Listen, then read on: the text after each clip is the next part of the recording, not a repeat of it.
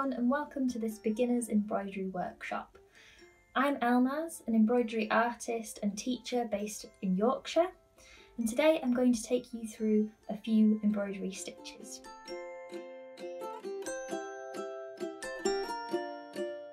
So what I'm going to start with is a running stitch. You can see I prepared my needle with my thread, and at the end of the thread I've placed a knot. I'm going to start underneath my embroidery.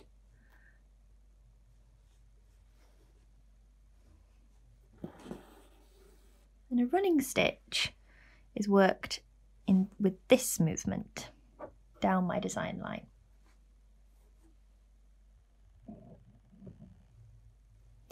And you need to make this movement along the drawn design line to create a running stitch.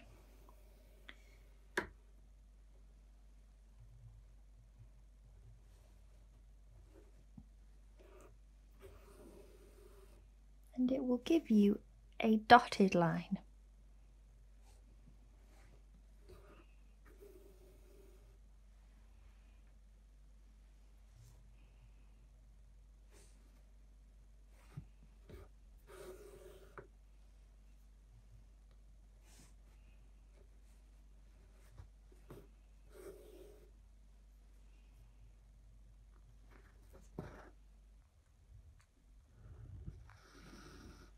And there you have your running stitch. The next stitch I'm going to show you is a back stitch. With the back stitch, you want to come out at the top of the line in the same way that you did with your running stitch and make the same first movement. The difference is that now, like the name suggests, we're going to go back.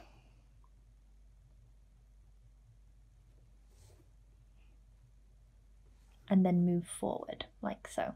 So we've gone back to the same hole and moved it forward. And repeat this across your line and you achieve a solid line.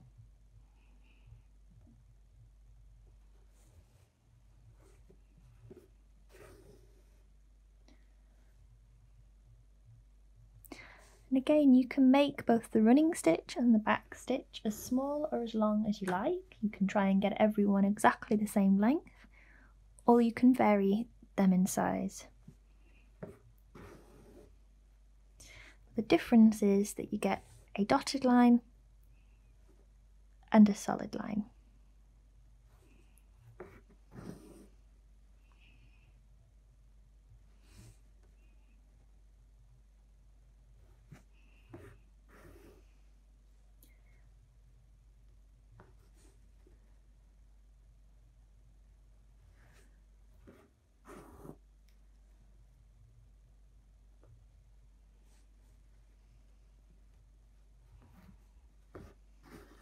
Remember to finish off your last stitch by just going back but not moving forward. And there you have it, running and a back stitch.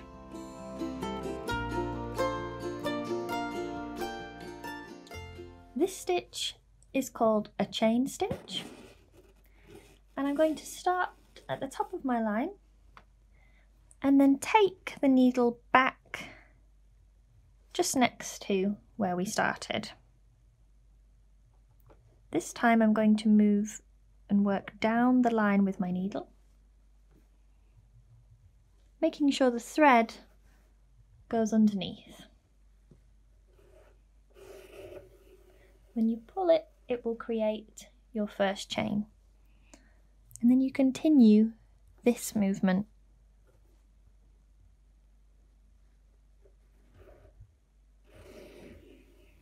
down the line.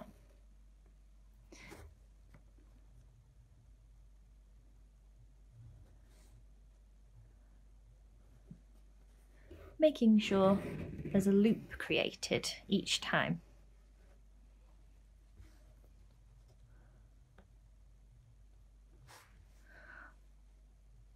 While learning, just be sure to make sure it's physically underneath the needle, if that helps. And keep working your way down.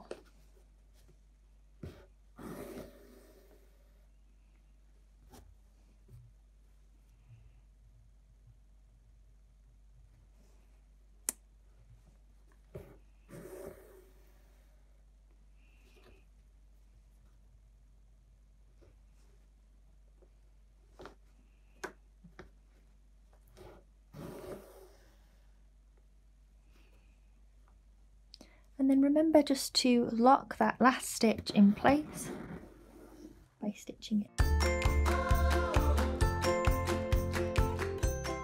So now I'm going to show you two stitches that involve using a running stitch and a back stitch. The first one is called a whipped running stitch, and you should start at the end of a line of running stitch, come out just next to it, and then start by whipping your thread through the stitches and not the cloth. If you go into each stitch in the same direction, so right to left, it will start to whip around the original stitching.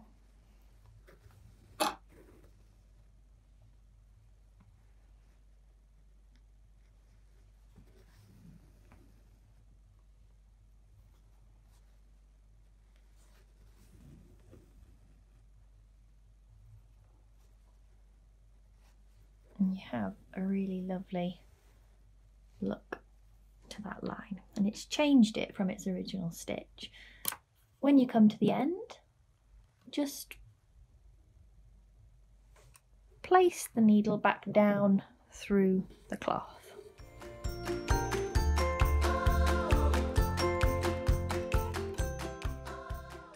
You can do a similar stitch for the back stitch, starting at the end of a line of back stitch.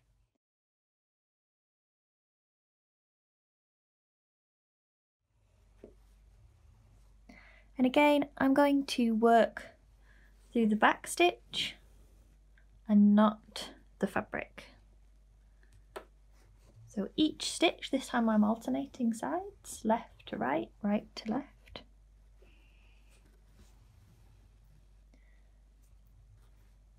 And you will get a different look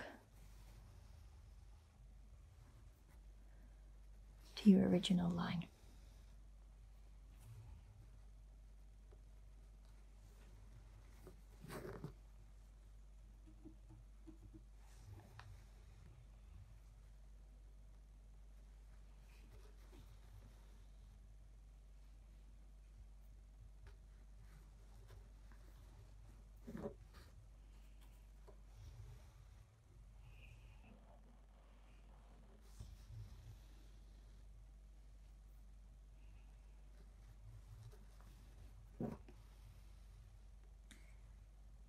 And then at the end, like we did with the other one, place the thread back down through the cloth.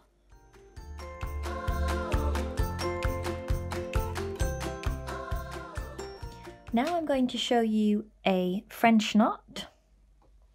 And with the French knot, you must bring the thread all the way up from the back till you reach the knot at the back. Hold the thread where it comes from the cloth. And with the needle, you want to wrap this thread round the needle once, twice, could be 3 times. The more times you wrap, the bigger the knot. Then just go down right next to where you came up, pulling on this bit of thread, and then pull from the back, and you have a French knot. Do a few more for you.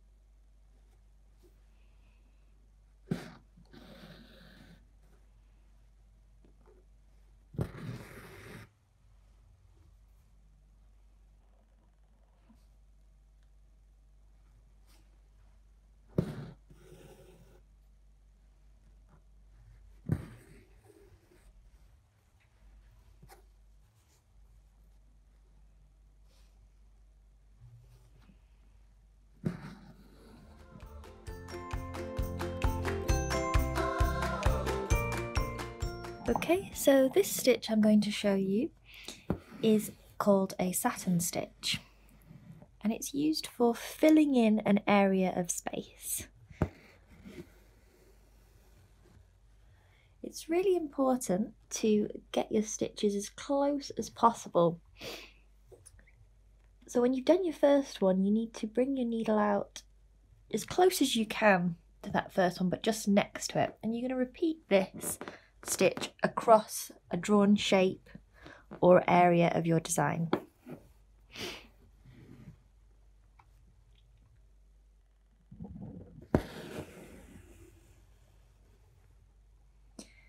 And it's a bit of a time-consuming stitch, but it's worth it in the end. And this is a block satin stitch, so blocking out an area of colour, but there are other methods that we cover in the full introduction lesson in the live class, such as satin shading and colour mixing using 2 threads.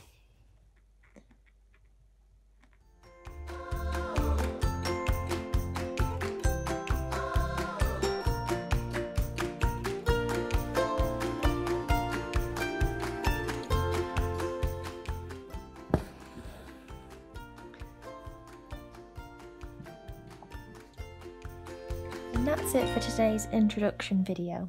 If you'd like to learn more stitches, when you attend the live class, we'll go into a variety of different stitches, and we'll also be looking at some samples of these stitches in context, such as the satin stitch, blanket stitch, stem stitch, and more.